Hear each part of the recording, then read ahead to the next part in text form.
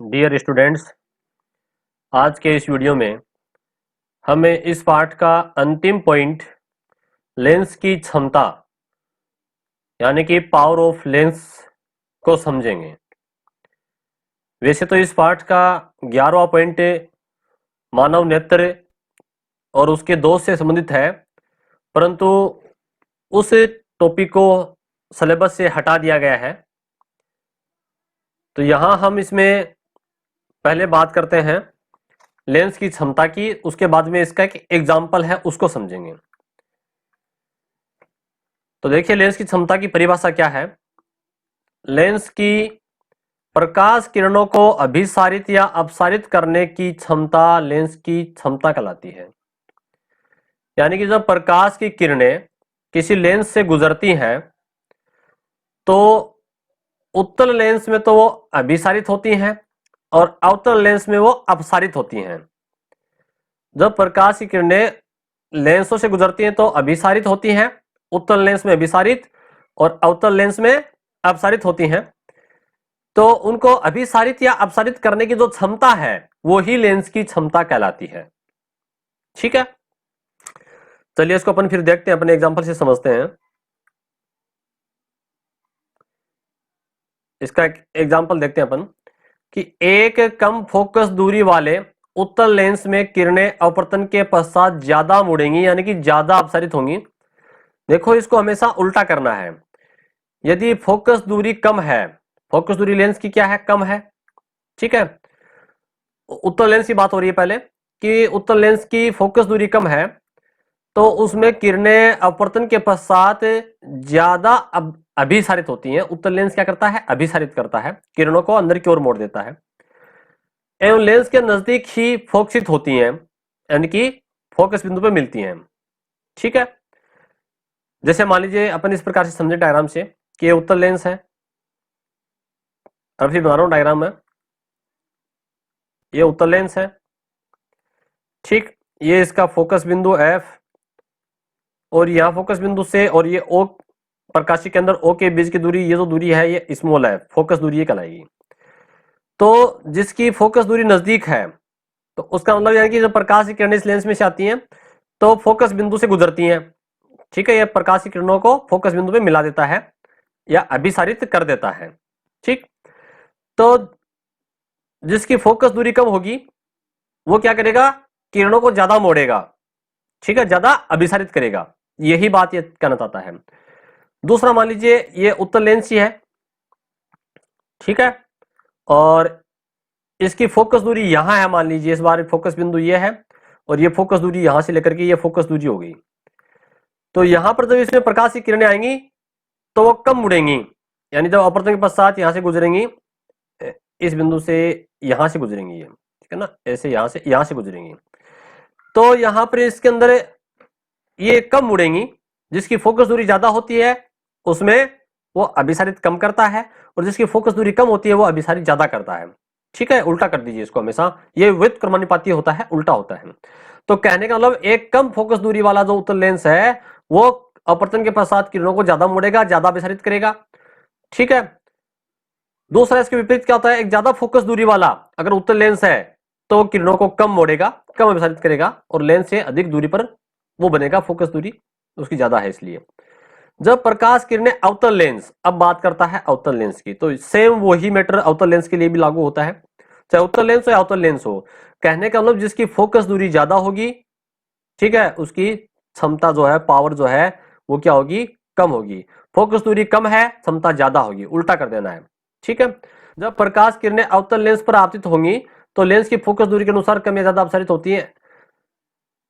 एक कम फोकस दूरी का अवतल लेंस किरणों को ज्यादा अपसारित करता है, यानी कि जिसकी फोकस दूरी कम है उसकी क्षमता ज्यादा है और जिसकी फोकस दूरी ज्यादा है उसकी अपसारित करने की क्षमता कम है, उल्टा कर दीजिए बस। इस प्रकार हम देखते हैं कि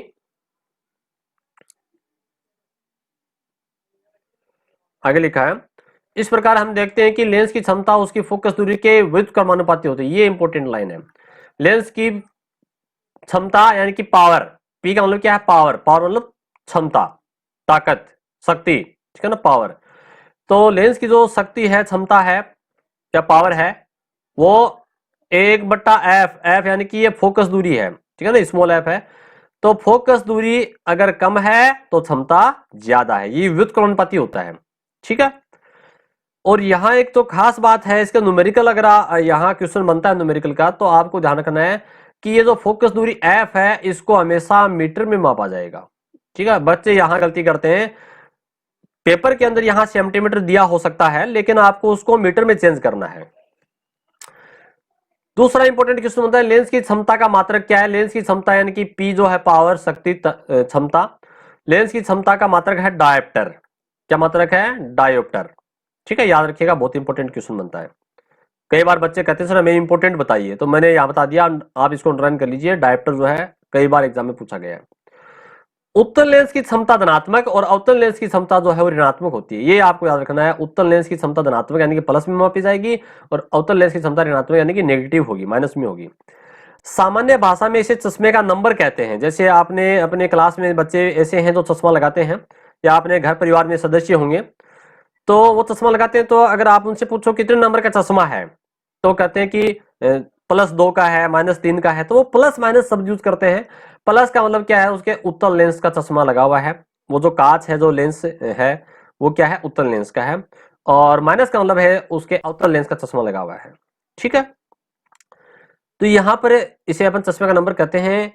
यदि एक लेंस की फोकस दूरी 2 मीटर है, देखो मैंने बताया फोकस दूरी को मीटर में मापते हैं, ठीक है ना, एफ को 2 मीटर है, तो लेंस की क्षमता जो है 0.5 डायोप्टर होगी, ठीक है। तो ये कैसे होगी इसको समझ लेते हैं अपन। क्या बता रहा है कि एक लेंस की फोकस दूरी 2 मीटर है, तो अब सूत्र क्या है? P is equal to 1/f। f का मान क्या कर देंगे अपन? 2, यानी कि P इज इक्वल टू 1/2। तो 1 में अपन 2 का भाग देंगे तो यहां भाग नहीं जाता है, इसलिए अपन यहां 0 लगा देंगे तो आ जाएगा पॉइंट, ठीक है। और इसको काटेंगे 2 × 10 0.5 आ जाएगा, 0.5 डायोप्टर आ गया। तो क्या है? 0.5 डायोप्टर, ठीक है। यदि हम 2 या 2 से अधिक लेंस को मिला दें, जैसे मान लीजिए अपन ने एक लेंस उत्तल ये लगा रखा है, ठीक है, एक लेंस इसके आगे और लगा दिया, तीसरा लेंस और लगा दिया, तो इनकी कुल क्षमता कितनी होगी तीनों की? तो सीधा जोड़ दीजिए, P यानी कि कुल P, पहला लेंस की क्षमता यानी कि इस लेंस की क्षमता P1 पावर फर्स्ट, ठीक है, P2 यानी कि दूसरे लेंस की क्षमता P2, और P3 यानी कि तीसरे लेंस की, आगे भी और हो सकता है P4 P5, जितने लेंस यूज करेंगे उन सबका सीधा जोड़ कर देना है, ठीक है। जैसे मान लीजिए इस लेंस की क्षमता 5 डायोप्टर है, इसकी 2 डायोप्टर है, इसके 3 डायोप्टर है, तो इन सबको जोड़ देंगे, ठीक है, तो 10 डायोप्टर हो जाएगी। 5 और 2 7 और 3 10 डायोप्टर हो जाएगा कुल, ठीक है। तो इस प्रकार से हम इनको याद करते हैं। अब देखो एक न्यूमेरिकल टाइप का क्वेश्चन और दिया गया है, उसको समझ लेते हैं। ऐसे क्वेश्चन अक्सर एग्जाम में आते हैं। किसी चश्मे का लेंस दूर से आने वाली प्रकाश को 25 सेंटीमीटर दूरी पर स्थित दीवार पर प्रक्षेपित करता है, यानी कि दीवार पर मिला देता है। 25 सेंटीमीटर पर अगर वो प्रकाश की किरणें आकर मिल रही हैं, इसका मतलब क्या है? वो फोकस बिंदु है, ठीक है। जहां मिलती है, जिस बिंदु पर प्रकाश की किरणें, वो फोकस बिंदु कहलाता है। तो फोकस बिंदु की जो दूरी है वो फोकस दूरी कहलाएगी, यानी कि यहां पर इनडायरेक्ट रूप से दिया गया है फोकस दूरी 25 सेंटीमीटर है, ठीक है। स्मॉल एफ जो है वो 25 सेंटीमीटर है। क्लियर? यहां लिखा हुआ कहीं नहीं है क्वेश्चन में कि फोकस दूरी, लेकिन हमें पता है कि जैसे ये उत्तल लेंस है और जब प्रकाश की किरणें इससे गुजरती हैं, ठीक है, यहां से आती है, तो ये जिस बिंदु पर मिलती है आने के पश्चात, इधर से आती है अपवर्तन के पश्चात, वो उसका फोकस बिंदु कहलाता है, और ये दूरी इसकी फोकस दूरी कहलाती है। तो यहां पर ये बता रहा है कि 25 सेंटीमीटर दूरी पर प्रक्षेपित करता है, यानी कि मिला देता है उन किरणों को, तो वो फोकस बिंदु और फोकस बिंदु की दूरी क्या है? फोकस दूरी 25 सेंटीमीटर। तो लेंस की क्षमता ज्ञात कीजिए। तो यहां पर देखिए, जो प्रकाश की किरणें दीवार के ऊपर प्रक्षेपित हो जाती हैं, दीवार पे मिल जाती हैं, वो उत्तल लेंस से होता है। उत्तल लेंस से जो वास्तविक प्रतिबिंब बनते हैं, जिनको पर्दे पर प्राप्त किया जा सकता है, ठीक है। तो यहां पर लेंस की फोकस दूरी जो है वो कितनी है? 25 सेंटीमीटर, ठीक। और 25 सेंटीमीटर को अपन मीटर में चेंज करेंगे, क्योंकि फोकस दूरी को हमेशा मीटर में मापते हैं। तो 25 सेमी को अपने मीटर में चेंज कर लिया तो यहां पर 0.25 मीटर हो गया, ठीक है।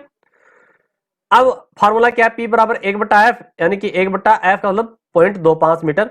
अगर इसमें भाग देंगे अपन तो भाग नहीं जाता है, तो 1 0 लगा दिया अपन ने, ठीक। यहां से पॉइंट हटाएंगे ना अपन, ये पॉइंट यहां से हट जाएगा, तो यहां 2 0 आ जाएंगे, ठीक है ना, 2 दशमलव आ जाएंगे।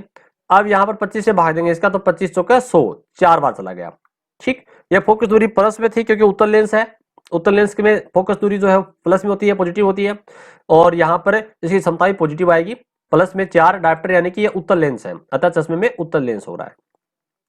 तो इस टाइप के न्यूमेरिकल जो है वो भी परीक्षा में पूछे जाते हैं। तो हमने इस पार्ट में जितना जो सिलेबस में अपना था वो सारे पॉइंट अपने समझ लिए। जो इसका लास्ट पॉइंट था 9.10 लेंस की क्षमता वाला, वो अपने पढ़ लिया, इसका न्यूमेरिकल देख लिया। और अंतिम जो पॉइंट है नेत्र दृष्टि दोष, उसका निवारण या निराकरण एक ही बात है, ठीक है। ये अपने सिलेबस में नहीं, इसको हटा दिया गया है, इसको नहीं पढ़ना अपन को, नेत्र की संरचना वाला, और ना ही इसके जो क्वेश्चन आंसर है उनको आगे अपन को देखना है। तो इस पार्ट में अब अपन जो आगे के जो वीडियोस हैं उनमें इस पार्ट के प्रश्नोत्तर देखेंगे। कई बच्चों के खूब कमेंट आ रहे हैं, सर हमें अगला पार्ट करवाइए, 11 का पार्ट करवाइए। 10 का पार्ट तो पूरा ही पार्ट हटा दिया गया है, वो तो आपके सिलेबस में है ही नहीं, आएगा नहीं। पहले हम इसमें इसके पार्ट के जो महत्वपूर्ण प्रश्न है, बिंदु हैं, उनको समझेंगे पहले, ठीक है। छोटे क्वेश्चन यहाँ से बनते हैं और इस पार्ट का सार एक प्रकार से। फिर अपन इस पार्ट के जो ऑब्जेक्टिव टाइप के क्वेश्चन है, जो मैं आप देख पा रहे थे यहाँ पर 10 क्वेश्चन है, ठीक है, उनको समझेंगे। फिर अपन इस पार्ट के जो अति लोकात्मक प्रश्न है, बहुत छोटे प्रश्न है, जो कि आपके यहाँ 16 क्वेश्चन दिए गए, उनको देखेंगे। फिर लघुतरात्मक प्रश्नों को समझेंगे। इस पार्ट में जो क्वेश्चन है, बहुत सारे क्वेश्चन है, उनको देखेंगे। और लघुतरात्मक मतलब निबंधात्मक प्रश्न है, बड़े क्वेश्चन, इस पार्ट में बड़ा क्वेश्चन भी आएगा एक, ठीक है ना, तो इनको भी समझना बहुत जरूरी है। और इस पार्ट में मैं आपको बता दूं एक न्यूमेरिकल का क्वेश्चन आएगा, जो कि अंत में है आंकिक प्रश्न, जो आपके यहाँ पर 7 आंकिक प्रश्न दिए गए हैं, इनको समझेंगे। तो इस प्रकार से हमारे आगे भी 4-5 प्रकार के वीडियो और हो जाएंगे, महत्वपूर्ण बिंदुओं से लेकर के और आंकिक प्रश्नों तक। इन सभी को अपन ध्यान से समझेंगे, रोज एक एक पॉइंट को अपन क्लियर करेंगे। धन्यवाद।